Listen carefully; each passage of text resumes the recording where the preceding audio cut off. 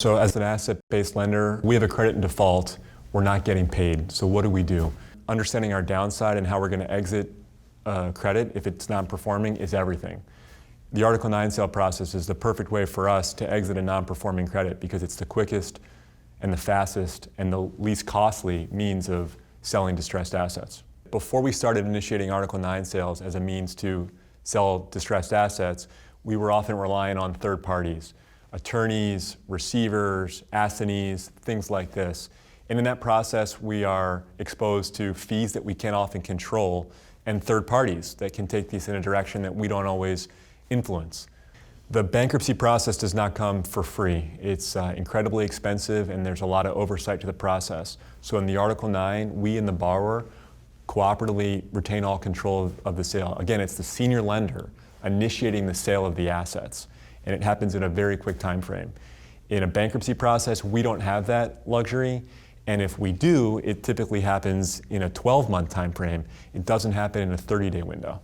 So certainly the Article 9 sale process for us gives us both the control, the speed, and the control over the cost to achieve the same outcome. As an asset-based lender, the Article 9 sale process I don't think could be any easier. Again, once a borrower's in default, we send a notice to that borrower formalizing a letter of default, and then after that we begin to send notices to the subordinated creditors.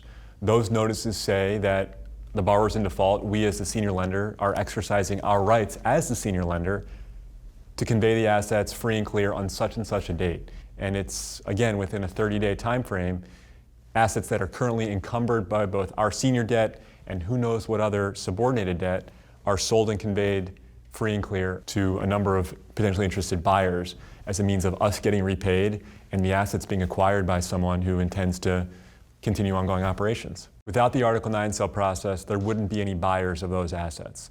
The Article 9 sale process creates assets that now buyers can buy because they're shedding all of the subordinate and legacy liabilities. The Article 9 sale allows us to finance a buyer of those same assets who would then inherit the enterprise value of the business, and that business continue operating with our financial support.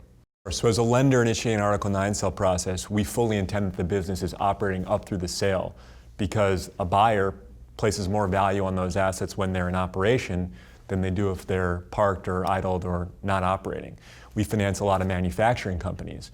If the tooling has already been picked up and the place is dark and the staff has gone to find other work, there's not much of an enterprise value there. But if we can execute on a quick sale and find a buyer that values that the tooling is still there, the employees are still there, the customers are still intact, and because they're going to continue operating, they'll pay for the assets more than they would in a pure liquidation or certainly with the assets fully encumbered.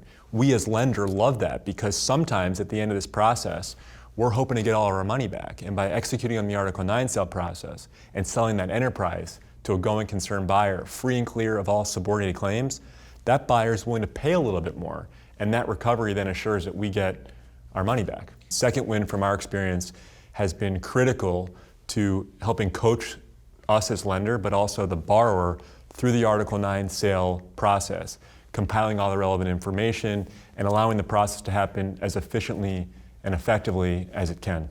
It was very helpful that our borrower had engaged Second Wind because it was helpful for them to understand the process, not directly from us as the lender who was initiating the sale process, but from a third party that had a lot of repetition and practice executing on the Article 9 sale process and seeing the benefits of it.